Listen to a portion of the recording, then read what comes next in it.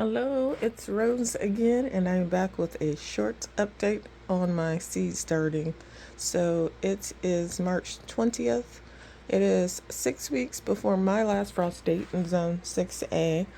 A lot of the flowers and plants that I have growing now are cool season annuals or hardy annuals, and so they can tolerate cool temperatures and a bit of frost. And so some of these things, actually probably a lot of these things, will be going outside on April 1st is what I've decided. That gives me them time to get a little bit bigger and for me to harden them off. And they have to be a certain size before I put them out. I'm not going to put things that don't even have true leaves out, but the ones that are big enough to go out will go out so that they can get a jump start on the season. And then I'll keep the shorter ones, the newer sold ones, a little bit longer. And then after those are out, I will start sowing the summer or tender annuals. Okay, so this is my one shelf where I tend to put the things that haven't germinated yet, the trays that I've just planted that need to be on heat mats, because this is where all the heat mats are. So up here, these have all germinated, as you can see. I hope the light doesn't create too much of a problem, but I don't want to turn it off because then it'll be dark down here in the basement. So yeah, most of this tray has sprouted. There's a couple of things that haven't.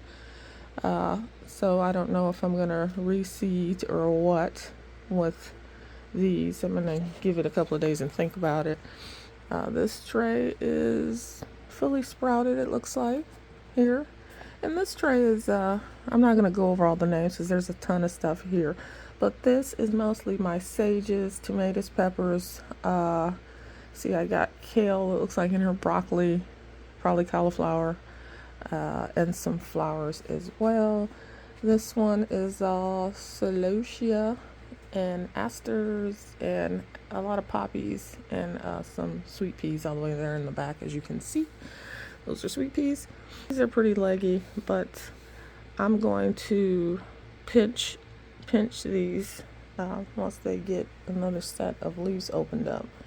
And then down here are things that I really just sowed that are still on heat mats, but some of these have started to pop a little bit. These are all flowers.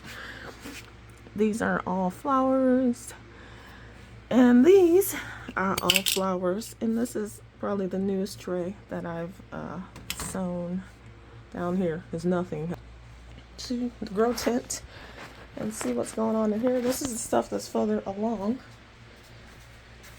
And let me move this light out the way. Okay. So, as you can see, things are still growing. My coleus and yarrow and what is this, verbascum.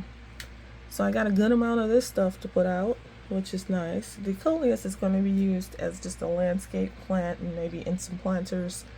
The yarrow I'm going to use for cutting, but that's going to be planted in the landscape. This verbascum, I'm not even sure what that looks like. It's supposed to be a good cut flower, but I'm going to look at the picture to decide where I want it. If it's something that's tall, very tall, that's going to need netting to hold them up, then those most likely to go in my big flower field. If it is something that can reasonably stand up on itself, an intermediate height, I may put those in the landscape in the front. I have to be creative because I have a small lot. So a lot of my cutting flowers will be going into my landscape, which means my flowers and shrubs and stuff just planted in the front yard. That's what that's what I mean by landscape. And then the rest will be going into my flower fields. So these are coming along. These columbines grow extremely slow. They're very small, but they look good. Dianthus, daisies. Obviously, I overseeded, so I'm not gonna thin anything until I plant it out, I think, because I just don't want to disturb the roots multiple times. These are all snapdragons, and as you can see, this whole tray is snapdragons, but they're all different kinds. As you can see, these over here germinated really well, are growing really well. These are growing a little bit slower, different variety on this side. These are my sad onions, which I have no germination in a lot of these cells. I have a few back there. I got leeks in here too. These are leeks. And I sold a lot because onions store very well. Leeks store for a good amount of time too, so I sowed a whole tray of different onions, leeks, and there's a little bit of celery and celeriac in here, which is doing fine. I don't need this much celery celeriac. I over sow just in case some things don't make it, because even in the hardening off process some things can die.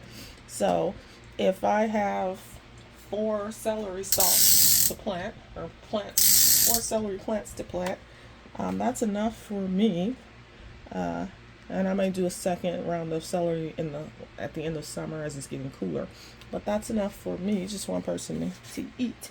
More yarrow. I have yarrow in all different colors, so that's why there's so much. And it's easy to grow. It's a big plant that's a perennial, so you can kind of keep cutting off. Well, that's one of the reasons why I love the yarrow, because I won't have to replant it. I'll have multiple colors. It's a cut and kind of come again crop, and it's easy. So lots of yarrow. Eucalyptus. My eucalyptus, I have 2 types here, and they've done quite well, and I'm surprised because I read that eucalyptus is very difficult to grow from seed, but mine seem to be doing okay. I have enough, I think. And then this Eryngium white glitter is called. That's doing well. I can't even remember what that is supposed to look like. These are all foxgloves. They are doing well. Over here I have hit or miss germination with some of these, but this whole tray is delphinium and digitalis. So even with the hit or miss germination, there's still quite a bit of it, I think, for my purposes. My goal was to have 6 to 12 plants of every cutting flower, because that's about all I could fit in my my yard. I mean, so some things I will do some succession sowing if they're shorter growing flowers. Other things are, it takes a whole season. If something takes 100 days, my growing season is like 120 days, something like that. Maybe up to between 120 and 150. So I don't have time to necessarily have 2 crops of a lot of things. So it will get what we get, I guess. And then this tray is doing well. More flowers and peas are thrown in here, and vegetables. The vegetables definitely will be going out by April 1st, because it's like radishes and things that are supposed to grow pretty quickly. I got some lettuces in here, beets, and I'm thinking I might put the things that are cool weather and grow fast, like the radishes, the lettuce, maybe the beets. I may put those in a raised bed that has a cover on it, so that a cold frame on it, so that they'll be protected and I can harvest them soon.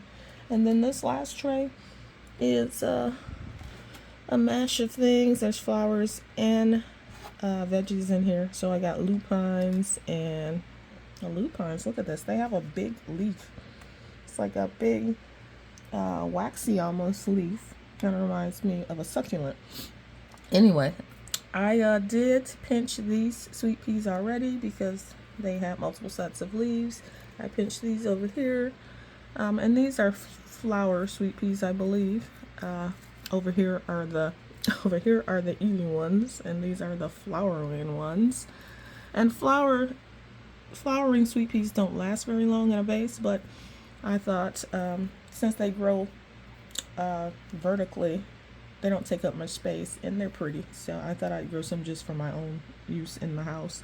There's a bunch of stock back there which germinated well. That's another one that's supposed to be tricky, but what I did, I followed the instructions online. They said to plant them on top, cover them with something, and then set them on the floor, a cold floor, like my basement floor, which is what I did until they germinate, and then I put them under the lights.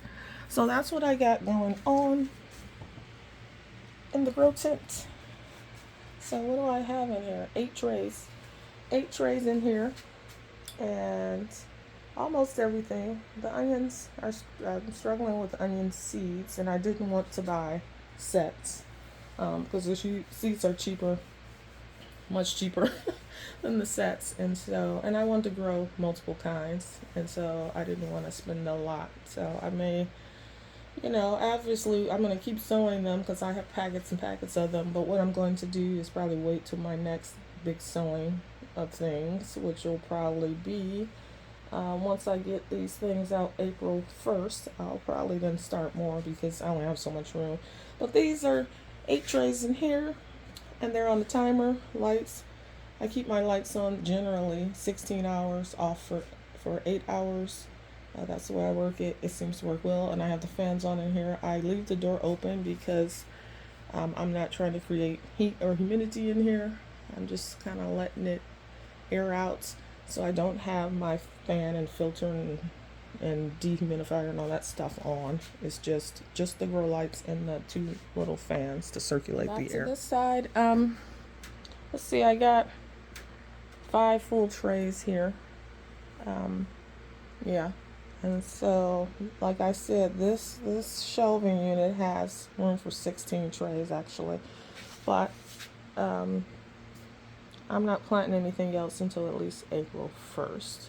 So that is all I have for my seed starting setup. And then my next video, I will try to do a pre-tour of the garden once all the snow is gone. There's still some snow. So that's, you can get a before of what I'm working with, what's already in, and then we can hopefully track the progress over the season. All right, that's it. This one was short. Finally. It's a short video. All right, until next time. Bye-bye.